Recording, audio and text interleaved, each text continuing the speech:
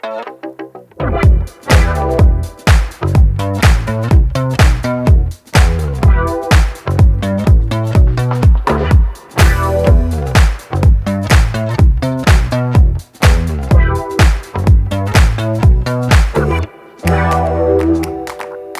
everyone, it's Dr. Tiv here, and I've got a statement for you that will blow your mind.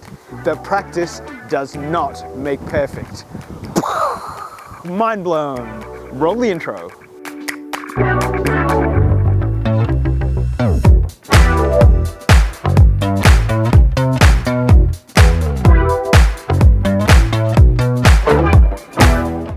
Let me tell you a story.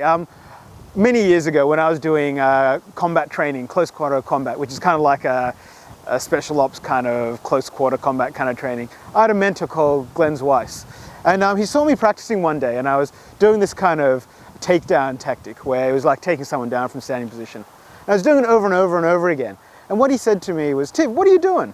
And I said, "I'm practicing, Glenn. I'm practicing how to take someone down." And he said, "Tiv, what happens if you do something incorrectly and you practice it?"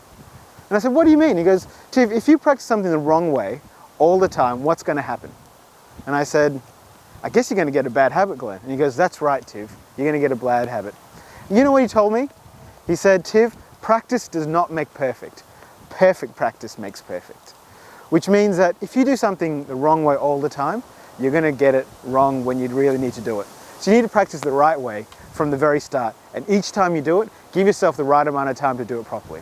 3 things you need to do things perfectly, I guess, when you practice it. 1 is stamina, or sitting power. So you can't just do something once and then walk away and expect to be really good at it. You got to give yourself time to do that. Set aside an hour or 2 hours or 3 hours. In this day and age when attention spans are short, it's hard to get that happening. But you just need to give yourself that fortitude to say, "I'm going to do that." The second thing you need to do is you need to it's raining! The second thing you need to do is have repetition. So you need to do things over and over and over again.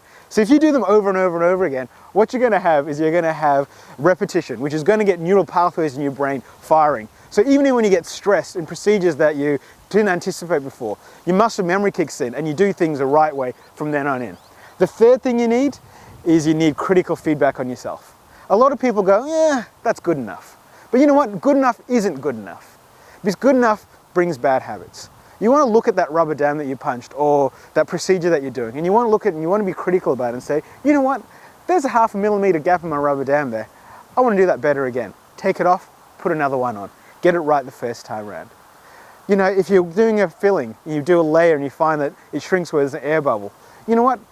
Practice some plastic teeth, cut it out and redo it again from the start. It's the ability to be critical about your work that makes the biggest difference. A lot of the people on forums tell you take photos. The reason why they tell you take photos is that when you take a photo, you can be super critical about your work. If you don't know the way it's supposed to look like, you're going to have no hope in being able to be critical about your work. So 3 things to make yourself practice perfectly. Stamina. Make yourself sit down for a period of time. Second, repetition. Repeat stuff in little chunks that you can repeat over and over again in that time that you put aside. And third, be critical about your work so that you can improve on it over and over again. Hope that's helped. If you like these videos, give it a thumbs up. If you hate these videos, give it a thumbs down so I don't do any more of them. And as always, subscribe to my videos because the more of you that subscribe, the more I want to do. It's raining, so I'm going to get out of here. Till next time.